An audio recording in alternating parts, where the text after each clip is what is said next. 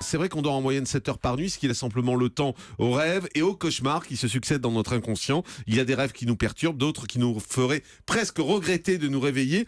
D'abord, Tristan Frédéric Moire, est-ce que tous les rêves ont un sens ? D'abord, bonjour à tous. Oui, bien sûr. Tous les rêves, si on les mémorise, c'est qu'ils ont un sens.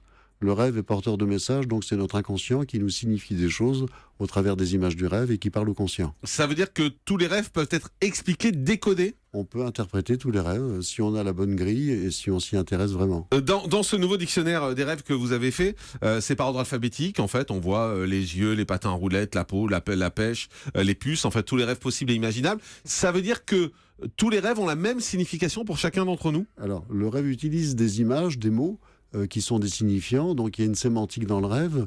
Il faut effectivement tenir compte de chaque symbole quand il est juxtaposé à d'autres symboles, mais il y a des valeurs fixes qu'on retrouve comme pour les mots.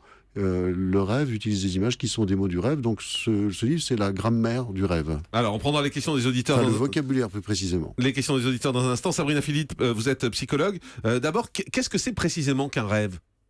Alors, ce que c'est précisément, en effet, ça va intervenir durant le sommeil paradoxal et ça va mettre justement, finalement, en lien ce que nous avons parfois vécu dans la journée, nos peurs, parfois notre stress, ou alors tout simplement des choses agréables qu'on va pouvoir remettre en scène, que notre inconscient va remettre en scène. Voilà, durant la nuit. Et d'où vient l'interprétation des rêves ? Alors ça, c'est très ancien en fait. C'est pas du tout. Souvent, on pense que c'est Freud qui a été le premier. Il disait que, justement que c'était la voie royale vers l'inconscient.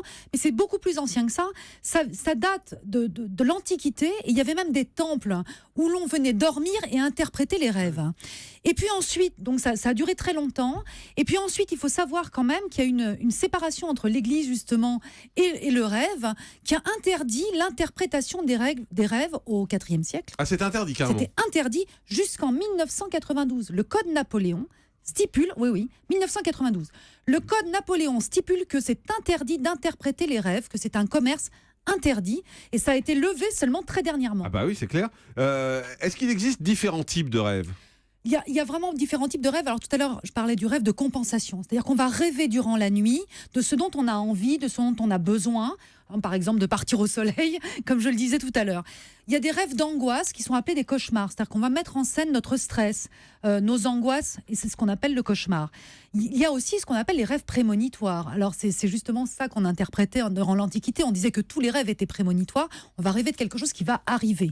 Donc ça, c'est parfois remis en cause parce qu'il y a une dimension un peu mystique du rêve. Tristan Frédéric Moire, les rêves prémonitoires, ça existe vraiment ? Alors effectivement, ça existe. Par contre, ça n'a pas grand intérêt, puisqu'en général, on n'est pas capable de le décoder quand on produit le rêve, et on ne le peut mettre en lien avec l'événement qu'une fois qu'il s'est produit. Donc, effectivement, depuis le temps que j'étudie les rêves, ça fait des années que je suis dans le rêve, je constate qu'il y a des rêves qui sont prémonitoires, j'avais pu en faire, mais par contre, sur le plan psychologique, ça n'a vraiment aucun intérêt. Mais ça veut dire que c'est pas un rêve précis. On rêve pas que telle personne a un accident de voiture, par exemple. Non, parce que quand même, tous les rêves sont codés. C'est des symboles. Voilà, le rêve utilise un langage codé parce qu'il ne faut pas que ça vienne heurter le conscient. Donc c'est pour... Sauf chez les enfants. Chez les enfants, les rêves sont très peu codés, c'est beaucoup plus transparent. Et donc l'interprétation des rêves des enfants est de ce fait facilitée et s'inscrit beaucoup plus avec la réalité.